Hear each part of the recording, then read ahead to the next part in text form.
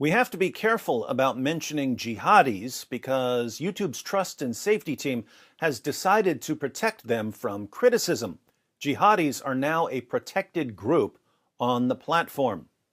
And we have to be careful about mentioning the persecution of Christians because YouTube's trust and safety team has decided that it's hate speech to talk about the persecution of Christians.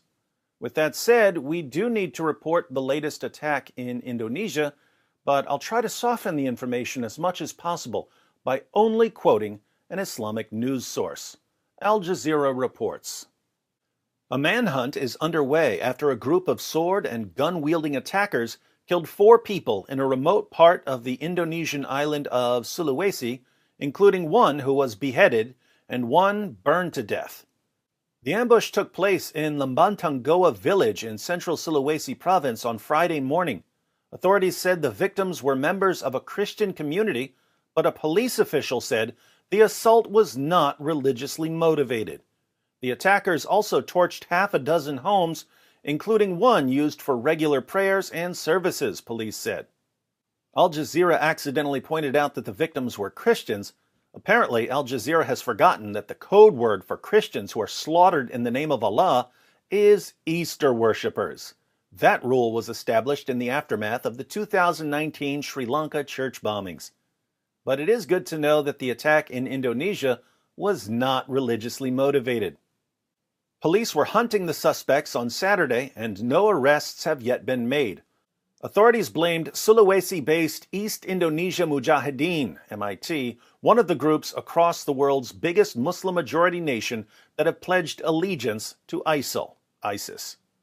We reached the conclusion that they, the attackers, were from MIT after showing pictures of its members to relatives of the victims who witnessed the ambush, said Yoga Priyahutama, Sigi Regency police chief. The makeshift church that was attacked was empty at the time of the early morning assault, he added. So, jihadis who had pledged allegiance to ISIS slaughtered Easter worshippers and attacked a church, but the attack was not religiously motivated. These terrorist attacks never are they? People were just in their homes when it happened, Priyahutama said. Lembantanggoa village head Rifai, who, like many Indonesians, goes by one name, said one victim was beheaded and another was nearly decapitated. Some residents managed to escape, but the victims didn't make it, Rifai told the AFP news agency. One of the other male victims was stabbed, while a fourth was burned to death in his home, he added. So, of the 4 Easter worshippers who were slaughtered in the name of Allah in a terrorist attack that definitely wasn't religiously motivated, one was beheaded, another was nearly beheaded, meaning that his head was still partly attached to the rest of his body, one was stabbed to death, and one was burned to death. Jihadis may not be good at anything that would improve the world in any way, but when it comes to slaughtering people in lots of different ways, there's no one better. A little more about the victims. The Salvation Army Church in Indonesia said the victims were their members and condemned the violence as an inhuman act. We would like to express our sorrow and condolences to the deceased's families and members of the congregation who were affected, the Salvation Army said in a statement. Well, that's the latest on jihad in Indonesia. To the YouTube Trust and Safety Team member who's watching this video, to make sure it contains absolutely no hate speech, please note that I did everything YouTube has demanded of me. I didn't mention that the terrorists are Muslims. I didn't mention that the victims were Christians.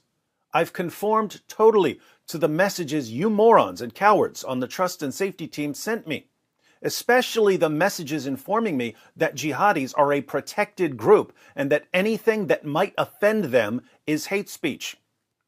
I hope this short video about Easter worshippers being beheaded and nearly beheaded and stabbed to death and burned alive won't get me into any trouble with your amazing platform, which has become increasingly dedicated to protecting anyone who decides to slaughter Christians.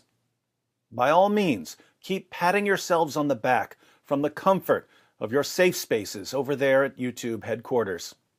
Maybe if you keep using your platform to shield jihadis from criticism, they'll praise you for your tolerance.